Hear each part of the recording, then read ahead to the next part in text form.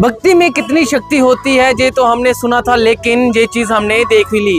श्री दुर्गा नाटक मंडली रियासी में जो रामलीला है वो सन वर्ष 1890 से जो है वो हो रही है, और जो यहाँ के कलाकार हैं वो रियासी से नहीं बल्कि विदेशों से भी हिस्सा लेने के लिए रियासी पहुँचते हैं।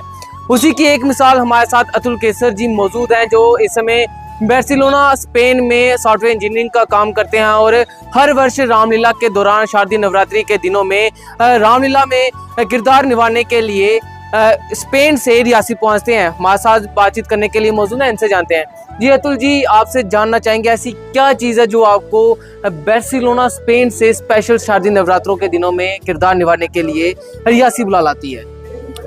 जैसे कि अभी आपने बताया, हमारी जो रामलीला है वो 1890 से चल रही है, तो आप वहाँ से देख सकते हो कि इतनी पुरानी रामलीला है और अभी तक जो कंटिन्यू हो रही है। तो इसका मतलब कुछ ना कुछ इसमें एक ऐसा कारण है कि जो हमें खींच लाती है।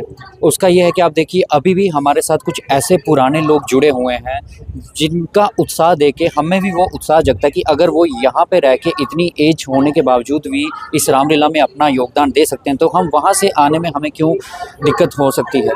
तो शायद वही एक कारण है।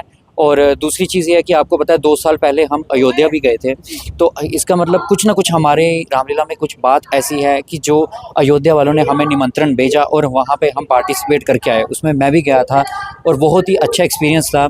शायद वो एक कारण है कि हमारी रामलीला में जो लोग हैं, हमारी मंडली है, उसमें कुछ लोग आप सामने देखते हो किरदार निभाते हैं, और जो कुछ बैक स्टेज पे आप देखते हो वो किरदार नहीं निभाते बट बैक स्टेज में काम करते हैं।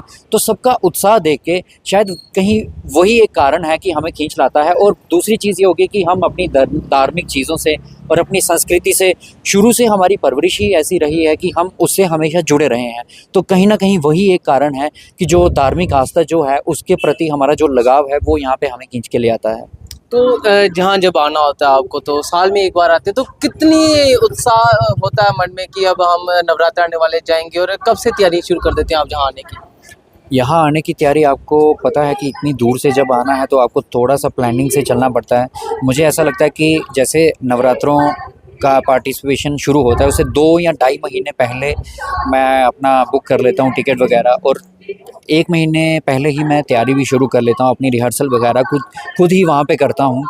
तो आप मान सकते हो कि 2 महीने पहले ही, ढाई महीने पहले ही वो उत्साह शुरू हो जाता है, और उसके बाद जब यहाँ पे आते हैं तो फिर तो एक बात ही अलग होती है। तो कौन कौन सा किरदार आप जहाँ पे निभाते हैं? मैं निभाता हूँ श्री भोले शंकर जी का, विभीषण जी का, उसके बाद विश्वामित्र जी का, और आज जैसे आप देख रहे हो एक साधु का किरदार है। तो मैं काफ़ी सारे रोल ऐसे निभाता हूँ। ये जो मेन रोल आपको बता रहा हूँ वो है। तो जहाँ पर हम देखा जाए तो संख्या में कई बार काफ़ी वृद्धि रहती है, कई बार काफ़ी कम रहती है, और जो कई सारे यूथ हैं जो नशे की तरफ डाइवर्ट होते हैं, उनके लिए क्या संदेश रहेगा आपका? उनके लिए संदेश यही है कि ऐसी जो धार्मिक हमारे यहाँ पे गतिविधियाँ हो रही हैं उनसे जुड़ें। जब ऐसी चीज़ों से आप जुड़ेंगे, आपका जो मन है वो कहीं ना कहीं एक डाइवर्ट होगा धार्मिक चीज़ों के प्रति, क्योंकि जब आपके पास कुछ नहीं है करने को तो तब आप दूसरी चीज़ों की तरफ डाइवर्ट होते हो। जब ऐसी चीज़ों से जुड़ोगे तो नेचुरली एक वो अंदर से वो आपकी धार्मिक चीज़ जो आपके अंदर वो आएगी और कहीं ना कहीं आपको दूसरी राह में डाइवर्ट करेगी। जी धन्यवाद। तो ये हमारे साथ बातचीत करने के लिए अतुल केसर जी थे, जो स्पेशल रामलीला में भाग लेने के लिए बार्सिलोना स्पेन से आते हैं। हमें इनसे सीख लेनी चाहिए कि किस तरह से अपनी संस्कृति को आगे बढ़ाने के लिए ये इतनी दूर से जहाँ पर आते हैं, और जो जहाँ के स्थानीय लोग हैं तो उनसे भी अपील है कि आप भी रामलीला देखने के लिए ज़्यादा से ज़्यादा मात्रा में जहाँ पर पहुँचे। तब तक के लिए देते हैं द रियासी टाइम्स में आपके साथ रूपम शर्मा। धन्यवाद।